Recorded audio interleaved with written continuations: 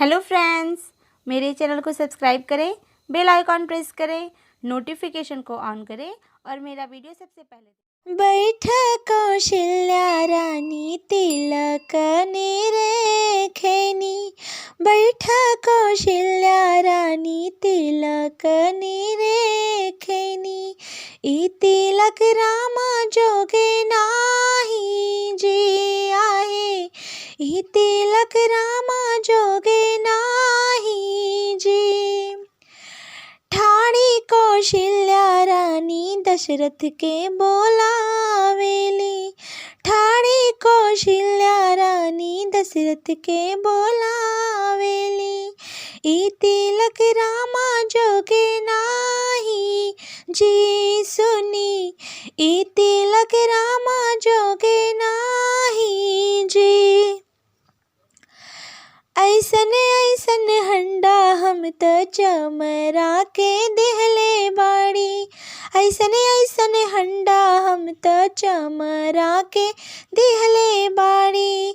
बाबू के नार के कटाई जी सुनी। बाबू के नार के कटाई जी। बैठ कौशल्या रानी तिलक निरेखेली। बैठ कौशल्या रानी तिलक निरेखेनी। ई तिलक रामा जोगे नाही जी आओ। ई तिलक रामा जोगे नाही जी। ठाणी सुमित्रा रानी दशरथ के बोलावेली। ई तिलक लक्ष्मण रेखे नाही जी हाँ जी। ई तिलक लक्ष्मण लेखे नाही जी। ऐसन ऐसन थरवा हम हजमा के देले हई। ऐसन ऐसन थरवा हम हजमा के देले हई। बाबू के नौह के कटाई जी सुनी। बाबू के नौह के कटाई जी। बैठ सुमित्रा रानी तिलक निरेखेनी।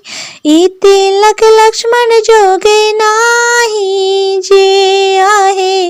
ई तिलक लक्ष्मण जोगे नाही जी।